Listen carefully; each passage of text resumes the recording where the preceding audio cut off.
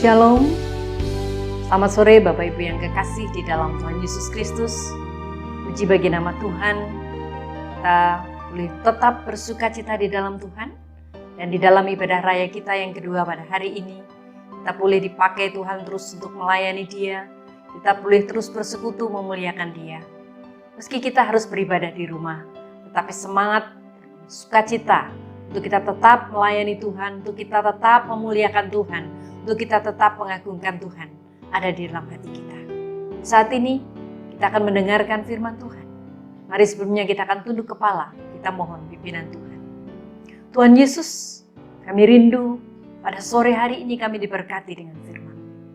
Berbicaralah bagi kami Tuhan, kami siap mendengar firman. Karena kami tahu melalui kebenaran firman-Mu, hati kami diteguhkan, hati kami dikuatkan, sehingga kami boleh mengalami sukacita yang daripada Tuhan. Berkati kami Tuhan, berbicaralah buat kami. Kami siap mendengar suara-Mu. Di dalam nama Tuhan Yesus kami berdoa. Haleluya. Amin. Bapak, Ibu, dan Saudaraku yang kekasih di dalam Tuhan, firman Tuhan hari ini mengajak kita dalam renungan kita akan seorang pribadi yang bernama Hosea. Hosea adalah seorang nabi Tuhan. Tetapi ada satu tugas pelayanan yang dipercayakan kepadanya. Adalah satu pelayanan yang sangat unik. Mengapa saya katakan unik? Karena dia diberi tanggung jawab yang sangat berat. Sebagai seorang nabi, dia harus pergi dan dia harus menyampaikan firman Tuhan. Tetapi ada satu tugas lain yang harus dia kerjakan, yaitu pergi untuk mengawini perempuan sundal dan memperanakkan anak-anak sundal. Firman Tuhan terambil dalam kitab Hosea. Ketika Tuhan mulai berbicara dengan perantaraan Hosea, Tuhan berfirman kepada Hosea, "Pergilah, kawinilah perempuan sundal dan peranakkanlah anak-anak sundal, karena negeri ini bersundal hebat dengan membelakangi Tuhan." Rasanya ini sesuatu tugas yang tidak mungkin kalau Tuhan menyuruh Hosea yang adalah seorang nabi untuk menikah dengan seorang yang berdosa. Namun firman Tuhan harus kita pahami secara literal, sehingga kita benar-benar mengerti dan memahami dan kebenaran itu nyata. Tetapi ada pendalaman bahwa Hosea ini menikah dengan gadis yang berzina secara rohani dan terus membara untuk kembali pada hidupnya yang lama. Kita memperhatikan dari kehidupan Hosea sebagai seorang nabi Tuhan. Dia harus melayani Tuhan. Tetapi hari ini kita melihat bagaimana seorang Hosea, seorang nabi Tuhan yang dipercayai dengan tugas pelayanan yang sedemikian berat secara pribadi. Pastilah dia mengalami kesulitan tersendiri. Apa yang menyebabkan Hosea, seorang nabi Tuhan, harus diperintahkan pergi untuk melayani dan melakukan tugas panggilan pelayanan yang berat seperti itu? Ada dua hal yang kita akan belajar firman Tuhan pada hari ini. Yaitu yang pertama, oleh karena ada orang-orang yang hidup mendua hati. Dalam gambaran firman Tuhan yang disampaikan di dalam kitab Hosea ini adalah digambarkan, dan ini adalah pribadi yang dinyatakan di mana Hosea harus menikah dengan Gomer. Dan Gomer ini adalah satu pribadi yang menjadi istri Nabi Hosea. Tetapi menjadi persoalan ketika Gomer walaupun sudah menjadi istri Nabi Hosea, namun kehidupannya tidak berubah. Yaitu dia selalu hidup dalam perzinahan. Dan hal itu menjadi potret bagi bangsa Israel yang selalu melakukan perzinahan secara rohani dan meninggalkan Tuhan yang telah memperhatikan dan menolong bangsa Israel. Firman Tuhan di dalam kitab Hosea pasal 7 ayat 8-9 dikatakan demikian. Hosea pasal 7 ayat 8-9. Orang-orang luar memakan habis kekuatannya, tetapi ia sendiri tidak mengetahuinya. Juga ia sudah banyak berubah, tetapi ia sendiri tidak mengetahuinya. Bapak, Ibu, dan Saudaraku yang kekasih di dalam Tuhan, firman Tuhan katakan bahwa Efraim mencampurkan dirinya di antara bangsa-bangsa. Efraim telah menjadi roti bundar yang tidak dibalik. Orang-orang luar memakan habis kekuatannya, tetapi ia sendiri tidak mengetahuinya. Juga ia sudah banyak berubah, tetapi ia sendiri tidak mengetahuinya. Hosea pasal 7 ayat 8 mengungkapkan hal ini. Bagaimana kondisi keadaan bangsa Israel. Itu sebabnya dikatakan, Efraim adalah salah satu suku dari Israel yang dikatakan seperti roti bundar yang gosong. Roti bundar yang gosong dan tidak matang oleh karena hancurnya keadaan nasionalisme. Bapak Ibu yang kekasih di dalam Tuhan, tadi pagi saya sempat membuat sebuah roti.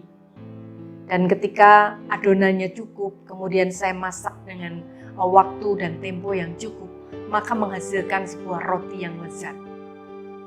Saya tidak bisa membayangkan ketika roti yang dimaksud Efraim di sini seperti roti bundar yang gosong dan tidak matang, sudah gosong tidak matang lagi. Ini satu gambaran yang sungguh-sungguh luar biasa, dikatakan bahwa kondisi bangsa Israel saat itu adalah suatu kondisi di mana mereka terjebak dalam kepercayaan terhadap kekuatan bangsa lain, yaitu bangsa Asyur, bangsa Mesir, sehingga kehidupan kerohanian mereka sangat dipengaruhi oleh kepercayaan dari bangsa-bangsa yang lain yang tidak percaya kepada Tuhan. Bangsa-bangsa Israel merasakan pengaruh yang sangat kuat dari bangsa-bangsa lain, kepercayaan-kepercayaan lain. Sehingga mereka digambarkan seperti roti bundar yang gosong dan tidak matang. Di dalam kitab Roma dikatakan Roma pasal 3 ayat 11 sampai ayat yang ke-12, firman Tuhan katakan demikian. Tidak ada seorang pun yang berakal budi, tidak ada seorang pun yang mencari Allah. Semua orang telah menyeleweng, mereka semua tidak berguna, tidak ada yang berbuat baik, seorang pun tidak. Bapak, Ibu, dan saudaraku yang kekasih di dalam Tuhan, betapa buruknya kondisi rohani mereka saat itu. Betapa buruknya keadaan keimanan mereka.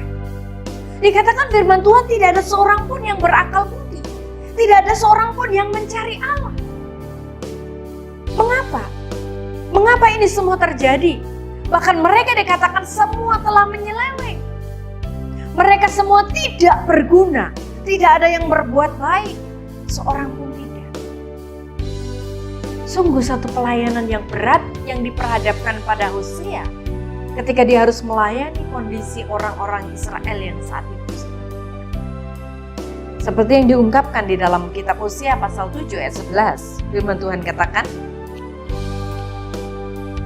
Efraim telah menjadi merpati tolol, tidak berakal, dengan memanggil kepada Mesir, dengan pergi kepada Asyur. Kalau gambaran sebagai roti bundar yang gosong dan tidak matang, masih kurang kuat. Ditambahkan lagi di dalam kitab Hosea pasal 7 diungkapkan bagaimana keadaan Efraim, salah satu suku Israel ini yang dikatakan seperti merpati tolol yang tidak berakal. Mereka memanggil kepada Mesir dengan pergi kepada Asyur. Mereka tidak datang kepada Allah ketika kesulitan mereka hadapi, ketika persoalan hidup mereka hadapi, mereka tidak datang kepada Tuhan. Tetapi justru mereka lari, mereka pergi mencari jalan keluar. Mereka pergi kepada Mesir, mereka pergi kepada Asyur. Bangsa-bangsa yang tidak mengenal Allah. Efraim diumpamakan seperti merpati yang tolol. Oleh karena apa? Oleh karena sistem politik luar negeri mereka menyesuaikan dengan bangsa yang dianggap kuat, di mana mereka meminta perlindungan dari bangsa-bangsa itu. Mereka telah mendua hati. Mereka tidak datang kepada Tuhan. Mereka tidak lagi mengandalkan Tuhan. Mereka tidak meminta pertolongan. Sungguh ini sesuatu yang sangat-sangat buruk. Keadaan ekonomi, keadaan keimanan mereka dipengaruhi oleh keadaan di sekitarnya. Sehingga mereka pergi kepada bangsa lain. Mereka mencari pertolongan dari orang lain. Mereka tidak datang kepada Tuhan. Mereka sungguh-sungguh mendua hati. Mereka tidak lagi mengandalkan Tuhan. Dan akan kita lihat bagaimana mereka akan dipermalukan oleh keberadaan mereka sendiri. Dikatakan sebagai gambarannya seperti merpati itu. Bapak, Ibu, dan saudaraku yang kekasih di dalam Tuhan. Di dalam kitab Yakobus pasal 1 ayat 6 dan 8 dikatakan demikian. Hendaklah ia memintanya dalam iman dan sama sekali jangan bimbang. Sebab orang yang bimbang sama dengan gelombang laut yang diombang-ambingkan kian kemari oleh angin. Sebab orang yang mendua hati tidak akan tenang dalam hidupnya. Sungguh luar biasa. Yakobus memberikan gambaran kepada kita. Firman Tuhan menekankan kepada kita supaya kita sungguh-sungguh memintanya dengan iman. Jangan bimbang. Kenapa? Sebab orang yang bimbang digambarkan seperti gelombang laut yang diombang-ambingkan. Sebab orang yang mendua hati tidak akan tenang dalam hidupnya. Bapak, Ibu, dan saudaraku yang kekasih di dalam Tuhan. Bagaimana dengan saudara dan saya saat ini? Adakah kita sedang mengalami kebimbangan? Adakah kita sedang mengalami tekanan yang sangat berat? Saya menyadari, berat bagi kita ketika kondisi ini harus terjadi. Kadang saya tidak bisa tidur ketika saya memikirkan bagaimana supaya semuanya ini bisa berjalan dengan baik. Suatu kali saya mengalami satu tekanan yang berat.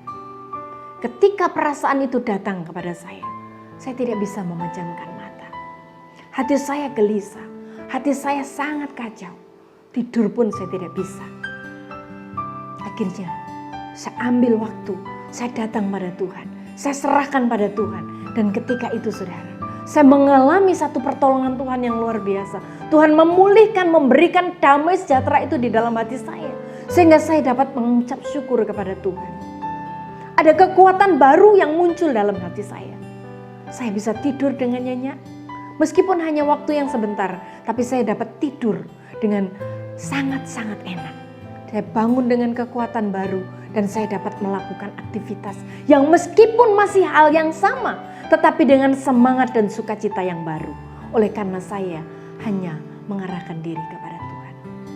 Apakah saat ini saudara sungguh-sungguh ingin dipulihkan, sedang mengalami kebimbangan?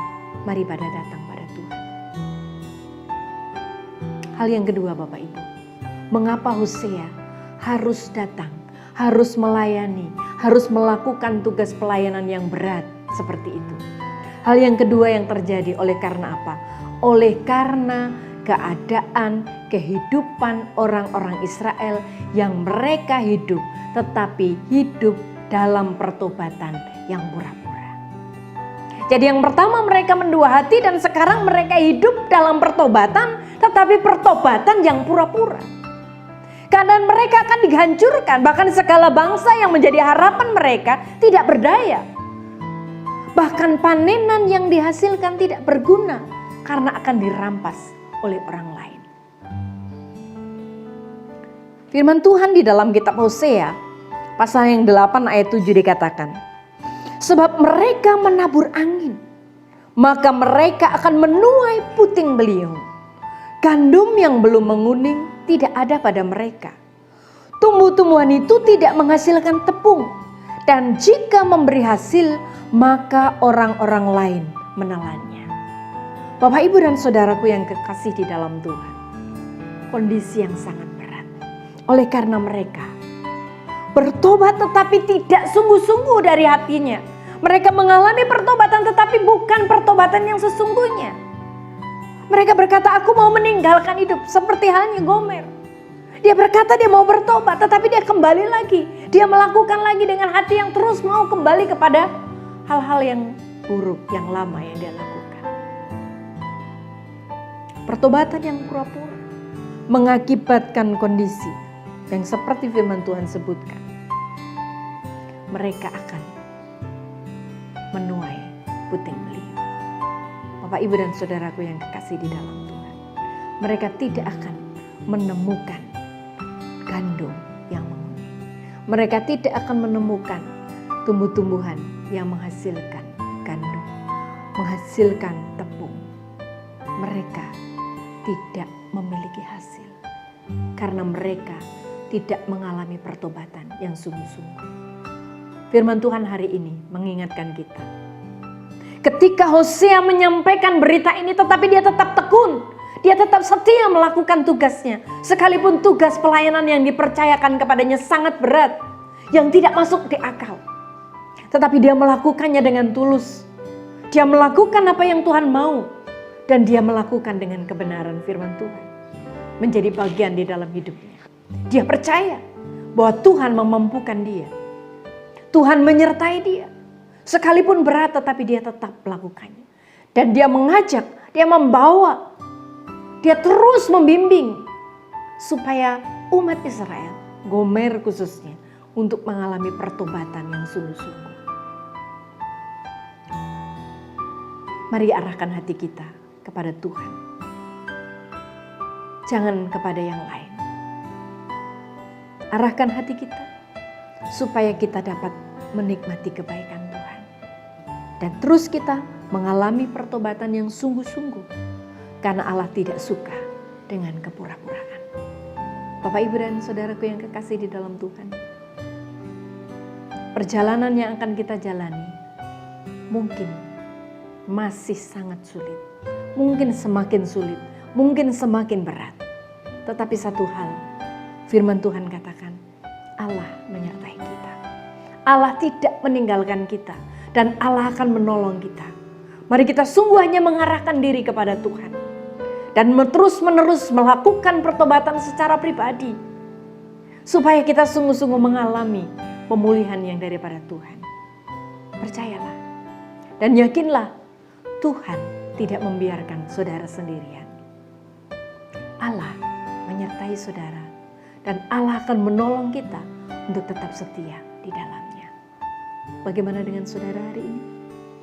Mari saudaraku, arahkan hati kita kepada Tuhan. Dan jika kita bertobat, sungguh-sungguh, oleh karena kita sungguh-sungguh mengakui kedaulatan Tuhan. Kita sungguh-sungguh mengakui kebesaran Tuhan. Kita sungguh-sungguh mengakui otoritas Tuhan di dalam kehidupan kita. Pertobatan yang sungguh-sungguh, bukan pertobatan yang basa-basi. Bukan pertobatan yang pura-pura. Bukan pertobatan yang hanya lip sync. Baik di bibir saja, tetapi bukan dari dalam hati. Mari saudaraku, kita sungguh-sungguh datang kepada Tuhan. Dan percayalah, Tuhan memberkati saudara. Tuhan menyertai saudara. Seberat apapun perjalanan hidup saudara, Tuhan ada bersama-sama dengan kita. Tetap kuat di dalam Tuhan. Stay at home. Percayalah, keberadaan, kondisi yang ada saat ini pasti akan berakhir. Sukacita surgawi Tuhan sudah berikan buat saudara dan saya. Amin. Mari kita berdoa. Tuhan Yesus, terima kasih. Kalau saat ini kami harus ada di tengah-tengah pelayanan. Kalau kami saat ini ditugaskan untuk melakukan tugas pelayanan kami di tengah-tengah dunia ini, oleh karena kami mempunyai tugas khusus untuk mewartakan cinta kasih Tuhan, untuk mewartakan kebesaran Tuhan, untuk mewartakan damai sejahtera Tuhan bagi seluruh bumi. Berkati kami Tuhan, sekalipun kondisi yang harus kami hadapi sangat berat, tetapi kami percaya Tuhan memampukan kami. Kalau kami ada saat ini di berbagai tempat, Tuhan berkati kami. Mungkin kami saat ini sedang melayani. Oleh karena kondisi yang berat saat ini, kami diperhadapkan pada kondisi jemaat, kondisi perekonomian, kondisi kesehatan, kondisi keuangan, bahkan kondisi politik ekonomi yang ada. Tetapi kami percaya Tuhan, Allah memberkati kami. Kami terus berdoa bagi bangsa ini Tuhan. Kami juga berdoa bagi pemimpin-pemimpin bangsa kami. Kami percaya Tuhan akan memulihkan negeri ini. Tuhan akan mengembalikan kembali sukacita dan damai sejahtera itu. Melalui kami, Tuhan akan memakai kami menjadi berkat bagi bangsa ini. Siapapun kami, apapun keberadaan kami, jadikan kami pancaran berkat Tuhan bagi seluruh bumi. Karena kami tahu Tuhan meletakkan kami, Tuhan menaruh kami di bumi, di waktu saat ini, di kondisi saat ini, di jam, di detik saat ini. Karena Tuhan punya misi khusus bagi kami, yaitu menyampaikan berita sukacita supaya banyak orang yang diberikan damai sejahtera. Di dalam nama Tuhan Yesus Kristus kami berdoa dan bersyukur. Haleluya.